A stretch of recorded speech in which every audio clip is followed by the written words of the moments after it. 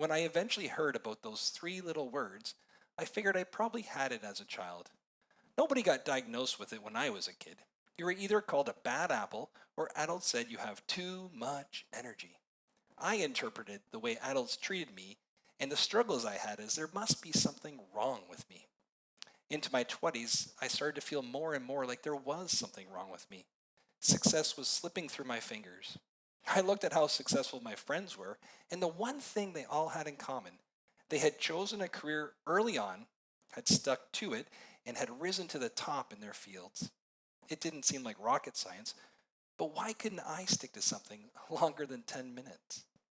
Now, in my defense, I had racked up quite the resume. Like this thing was so long, it was so impressive, people started telling me to leave some things off. 40 different jobs by the age of 40, dropped out of university 3 times, 5 failed businesses totaling a loss of $500,000. Eventually, that feeling of something is wrong with me turned into a search, a desperate search to find out just what it was. Kind of like searching for a key that if only I could find it, it would unlock the secret path to success. And in December of 2019, I discovered something that I was sure was it, the answer to what is wrong with me. It wasn't like I was down in the dumps, beating myself up all the time. I just truly believed that I just had to find the wrong. It clearly was keeping me down, unable to succeed, unable to finish a task, unable to, oh, did you see that squirrel? It was so shiny. Well, just before the world was turned upside down, I found a book called Driven to Distraction, Recognizing and Coping with Attention Deficit Disorder from Childhood to Adulthood. I flipped through thinking it would be funny to discover that I truly have it. I gave my wife the questionnaire to do. 17 out of 20 yeses to the questions would indicate you likely have ADD and need to speak to a doctor for a real diagnosis. I scored a perfect 20 out of 20, and the doctor confirmed it. I was so happy to find out what it was, the reason for all of my failures, for being a failure. And then depression set in. I fell into victim mode. If this is how my brain is wired, how will I ever be a success? I can't focus long enough. I start 10 new things before I finish one. Well, deep down, I knew that there are thousands, millions of people with ADD who are successful. So there must be something else wrong with me that is holding me back. Recently, my frustration level grew.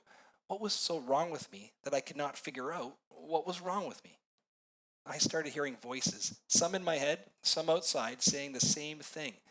A book here, a YouTube talk there, saying things like, stop asking that question.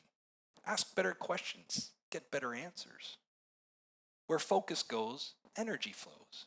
I started to think about this a little more. When I told my wife that I finally figured it out, that I've been focusing on the wrong things, she said, "You dumb dummy. I've been telling you that for 20 years. She then took me in her arms in a big hug and whispered in my ear, "What's wrong is not as strong as you think." Shortly after that conversation, I heard about how elephants get trained to be in the circus. This resonated with me because when I was a little kid, I wanted to be in the circus. You know, flying up high on the trapeze or down low, training elephants. Well, did you know how elephants get trained? When they're young, they tie a heavy rope around their neck, bring them into the arena, tie it to a stake, and put that stake deep into the ground. The young elephant tries and tries to pull up that rope, but it eventually gives up and accepts that limitation. As a full-grown adult weighing thousands of pounds of muscle, circus trainers still use that same rope. By now, the elephants are more than strong enough to pull it up, but they've accepted that belief, that limitation. We tend to do the same thing. Focusing on what's wrong and not on what's strong is what's been keeping me down. Maybe it's been keeping some of you down. In life, we have lots of things to focus on. What's wrong is not as strong as you think. Focus on what's strong.